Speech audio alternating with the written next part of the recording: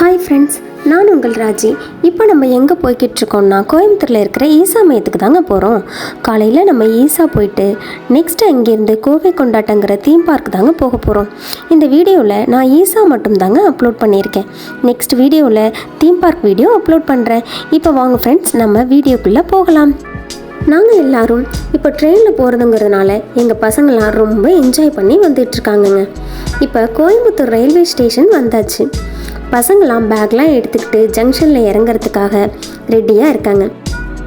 இப்போ நாங்கள் Kovai railway station வந்தாச்சு. நெக்ஸ்ட்டு கோவை காந்திபுரம் பஸ் ஸ்டாண்ட்லேருந்து அரௌண்ட் 30 கிலோமீட்டர்ஸில் ஈஸா இருக்குங்க. பஸ் டிக்கெட் பார்த்தீங்கன்னா காந்திபுரம் டு ஈஷாவுக்கு ஒரு பர்சனுக்கு 50 rupees சார்ஜ் பண்ணுறாங்கங்க. இந்த இடத்த ஈஷான்னு சொல்கிறாங்க, தியானலிங்கான்னு சொல்கிறாங்க. ரோஷன் ஜன்னல் ஓர சீட்டில் உட்காந்துட்டு இயற்கையை ரொம்ப ரசிச்சுட்டு வரான். ஏன்னா இங்கே தென்னந்தோப்புலாம் இயற்கையாகவும் அழகாகவும் சூப்பராக இருக்குங்க. இப்போ நம்ம ஈஷா கிட்ட வந்துட்டோம்னு நினைக்கிறேன். மலைகள் எல்லாம் தெரிய ஆரம்பிச்சிருச்சு. வெள்ளையங்கிரி மலை அடிவாரத்தில் இருக்கக்கூடிய ஈஷா தாங்க இப்போ நம்ம பார்க்க போகிறோம். நீங்கள் ஓன் வெஹிக்கலில் வரீங்கன்னா கூகுள் மேப்பில் சர்ச் பண்ணிங்கன்னா கோயம்புத்தூர் ஃபவுண்டேஷன் ஆதியோகி இல்லைன்னா தியானலிங்கான்னு சர்ச் பண்ணுங்கள். இந்த பிக்சரில் தெரியுறதாங்க என்ட்ரன்ஸு. இந்த இடத்துலேருந்து தியானலிங்கா இருக்குங்க. இதுக்குள்ளே ஃபுல்லாக மெடிடேஷன் தாங்க பண்ணிக்கிட்டு இருக்காங்க. ஹேண்ட்பேக்கு, மொபைல் எதுவுமே உள்ளே அலோவ் பண்ண மாட்டாங்கங்க. அதனால் ஃபோட்டோஸ் அண்ட் வீடியோஸ் எதுவுமே நான் எடுக்கலைங்க. என்ட்ரன்ஸ்லேருந்து 1 கிலோமீட்டர் டிஸ்டன்ஸில் ஆதியோகி சிலை இருக்குங்க. என்ட்ரன்ஸ்லேருந்து மாட்டு வண்டியில் கூட போகலாங்க. ஒரு பர்சனுக்கு 10 rupees சார்ஜ் பண்ணுறாங்க. எல்லா கண்ட்ரி பீப்புளும் இந்த சிலையை பார்க்க ரொம்ப ஆர்வமாக வராங்க. என்ட்ரன்ஸ்லேருந்து போனோம்னா ஆதியோகி சிலை பேக் வியூ தாங்க இருக்கும். அந்த பக்கம் தாங்க ஃப்ரண்ட் வியூ இருக்கும்.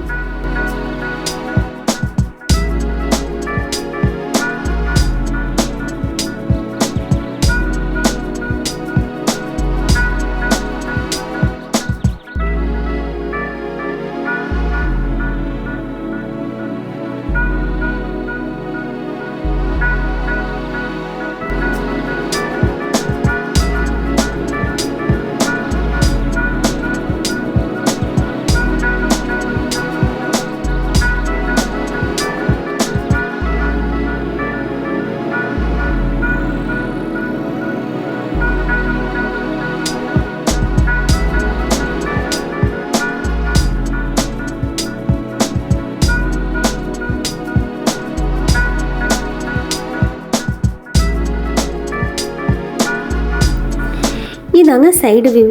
இந்த சிலை பார்த்தீங்கன்னா இரும்பால் செய்யப்பட்ட சிலைங்க. 500 டன் இரும்பு கொண்டு உருவாக்கப்பட்ட சிலை. இந்த சிலை 112 அடி உயரம் இருக்குங்க. எல்லா நாட்களுமே இந்த சிலையை பார்க்க வராங்க.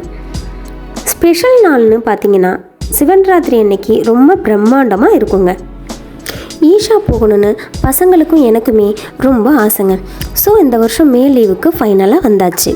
நான் இது வரைக்கும் ஃபோட்டோலையும் ரீல்ஸ்லேயும் தாங்க இந்த இடத்த பார்த்துருக்கேன். முதல் தடவையாக ஆதியோகி சிலையை பார்த்ததும் ரொம்ப பிரம்மாண்டமாக இருந்துச்சுங்க. வேர்ல்டு கின்னஸ் ரெக்கார்ட்லேயே இடம்பெற்று இருக்காங்க இந்த சிலை.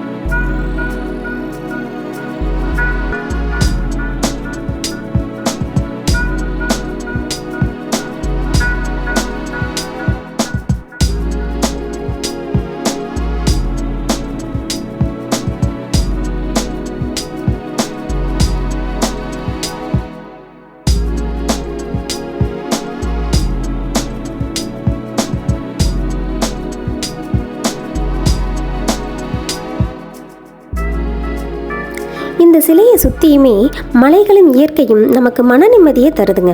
நம்ம பிரியா என்ட்ரி ஆகுறாங்க. அவங்க வந்ததுலேருந்து போகிற வரைக்கும் சாமியை கும்பிட்டுட்டே இருக்காங்க. நாங்கள் இங்கே வந்து கொஞ்சம் நேரத்திலேயே கிளைமேட்டு ஊட்டி கொடைக்கானல் மாதிரி சேஞ்ச் ஆகிடுச்சிங்க. கொஞ்சம் நேரத்தில் பார்த்தீங்கன்னா சாரல் மழையாக லைட்டாக தூறல் போட ஆரம்பிச்சிருச்சுங்க. நம்ம சஹனா இங்கே வந்து பரதம் பண்ணணும்னு ஆசைப்பட்டாங்க. ஃபைனலாக அந்த ஆசையை அவங்களுக்கு தெரிஞ்ச ஸ்டெப்ஸை ஆடி பார்த்து நிறைவேற்றிக்கிட்டாங்க. நம்ம பசங்க எல்லாருமே ரொம்ப என்ஜாய் பண்ணாங்க. இந்த தியான லிங்காங்கிறது யோகா சம்மந்தப்பட்டது, மனசு சம்மந்தப்பட்டது. அனைத்து மதங்களும் இங்கு வந்து போய்கிட்டு இருக்காங்க. யாரெல்லாம் ஈசா போயிருக்கீங்களோ உங்களோட அனுபவங்களை கமெண்ட் பண்ணுங்கள். அப்படி போகாதவங்க ஒரு வாட்டி போயிட்டு வாங்க, புது அனுபவமாக இருக்கும். நாங்கள் தீம் பார்க்கு கிளம்பிட்டோம். டாடா.